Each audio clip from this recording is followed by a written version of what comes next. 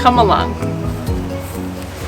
Hey garden gals and guys, it's Steph with Tiny's Garden, and Axel and I are out here in the cut flower garden harvesting some flowers, and I wanted to come to you and remind you about the Floret seed sale that is happening on August 1st at 9 a.m. Pacific time, which is 11 a.m. here in my central time zone in the northern suburbs of Chicago, Zone 5B. A lot of these seeds that I am ordering can be found in this bouquet and around my garden. So I thought I'd come through and show you my wish list for their seed sale, which is the only seed sale of the year. So PSA, Floret seed sale happening soon. Mark your calendars down, August 1st.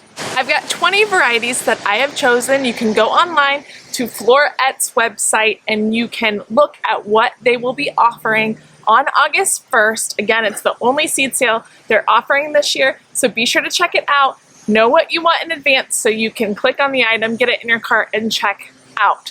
So I've got 20 that I made my list for the Floret seed sale. Let's start with number 1, which is Chimney Rudbeckia, that you can find right here. So this is what it looks like in a vase, and it's absolutely gorgeous. I cut some earlier today for this bouquet.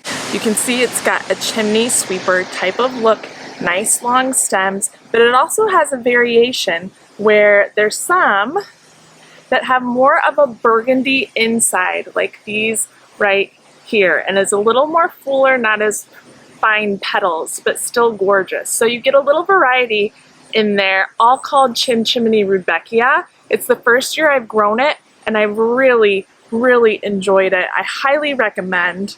It is right up there for me with Sahara Rudbeckia and how much I love it and the amount of production it gives off. Speaking of Sahara Rudbeckia, this happens to be my favorite variation of it. It has a burgundy inside and then a yellow outside. And within Sahara Rudbeckia, you get a little bit of a difference in all of the plants that grow. If we look over here, I've got more of a red, off red with a burgundy inside. Let's go ahead and pick some of these for our bouquet. Again, it's got nice long stems on it. Easy to grow, hardy. I planted these out early. They were little itty bitty when they went in, grown from seed. I've also got these planted in another area, so I'll show you that as well. Here are some other variations from the back that reseeded itself and came back this year, really strong. Even this one's a little different than the red up front. And then these have a brush stroke of burgundy throughout. Some is a little more centered there. Really pretty variations, all within one Sahara Rudbeckia plant. Next, what I'm going to get is Feverfew Vegmo Single. And what I have next to me here is Vegmo Snowball. I'll give you an up-close look. These are past their prime, so I actually need to cut these so I can get another flush. But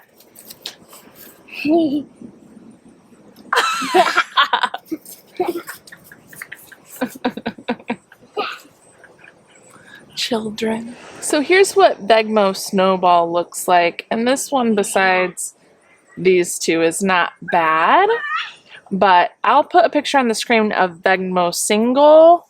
These pictures are from her website, so you'll know exactly what they're selling. I put these in the ground early, I want to say April sometime. I've got Feverfew up there, and I've got some Sahara Rudbeckia and Chimney Rudbeckia, and they were tiny plants and they grew beautifully. I have had no problems. Like I said, I just have to go in and deadhead them now. Here is my section of Iceland poppies, and they have performed beautifully. I had more plants to get in the ground this year that I started from seed than last year. I mean, look at that. Luscious green foliage. They need to get out of this tray. I've got pastel mix from Floret and also sherbet mix from Floret. And then over here, I have one champagne bubbles. And they filled up this space much better. I'm really happy with them. Now is the poorest look of them for the season because it's so hot. We've been in the 90s. And Iceland poppies are cool, hardy annuals. They love the cold weather, or cooler weather, I should say. So these are looking a little straggly now, but they were really beautiful when they were blooming. And I've been happy with their production and the type of varieties that are in here. I did not see Iceland poppies champagne bubbles, which is my personal favorite variety.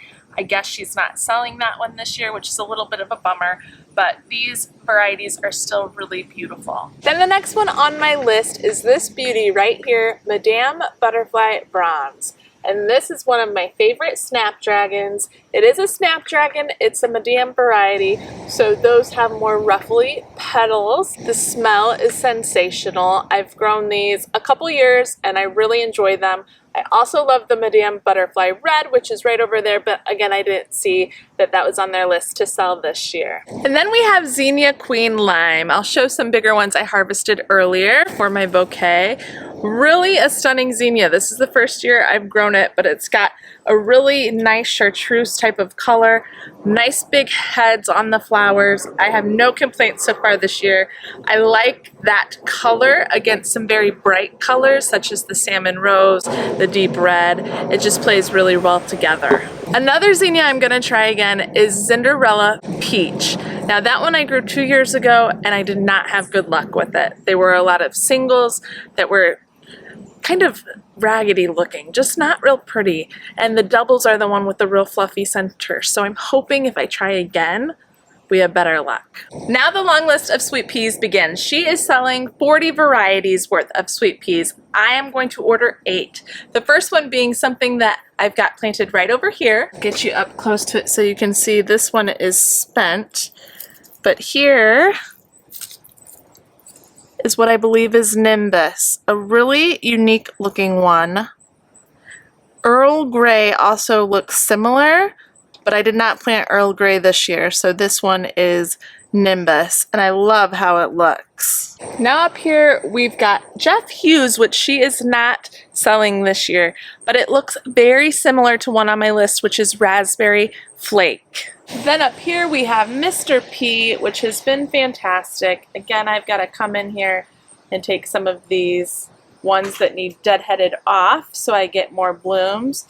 But it's just an absolutely beautiful sweet pea. Purple veining with a white cream background, and it smells incredible. Mr. P. Then we have Restore Mel, which is my favorite, and I'm so happy to say she is selling this one. I do hope I manage to get my hands on it. It is this beautiful bright coral / red one. Absolutely stunning. Basically glows anywhere you put it. It actually doesn't have much of a smell compared to some other sweet peas, but the color does it for me. It's so vibrant. I absolutely love it. I will say Jeff Hughes is giving it a run for its money in the running of my favorite sweet pea, but she still takes the cake, Restore Mel.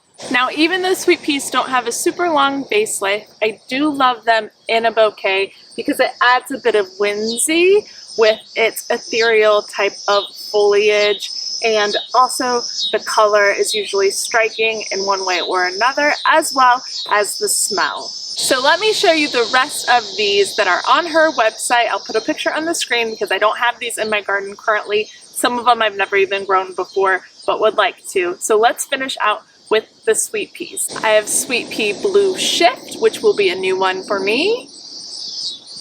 Sweet Pea Bristol, which is really close to something I already have growing in my garden, but I do believe that is a different variety because I did not order Bristol last year. So I'm going to order that for next year. And Sweet Pea Poor Luck, which I have grown before, and is a dark purple looking one with a little bit of a bicolor in it, and that should be gorgeous as well.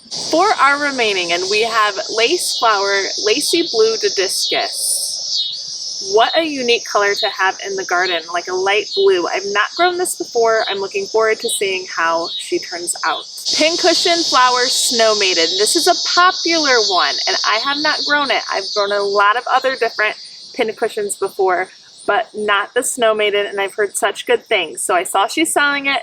I'm gonna get it. Straw flower apricot mix, a bit of a sad tale. I started this one this year, and then our life kind of went awry a little bit in April and June, and all my seedlings died during that time. So I don't have any this year, but I am going to have some next year. Straw flower apricot mix. And then a little surprising but true, I have not grown sunflowers here yet. I know. And she is selling the Pro Cut Red. You know I love red. Give it to me in any flower, any form. I'm here for it. The Pro Cuts are pollenless, so there won't be any pollen fall out in a bouquet. And you're only going to be able to use it once, because once you cut it, another one is not going to grow, from what I understand. But that's okay, because I think these would be stunning and would add to any bouquet I would make, because you know I love my colorful bouquets. And that's it, everybody. Thanks for coming along. I hope that list is helpful and that the reminder is sticking, so that you remember to go to the Floret seed sale and get your seeds for the upcoming season on August 1st, 9 a.m. Pacific time. I hope you enjoyed seeing some of these that I'm already growing that are on my list and making a bouquet out of them. Thanks for coming along. Please comment below and let me know all the seeds you're getting from the Floret sale this year. Maybe I missed something, so drop a comment below and let me know what you're looking forward to getting this year. Remember to like this video if you enjoyed it, and subscribe to my channel to follow along with all things garden. We'll see you in the next one, everybody. Happy planting. Bye.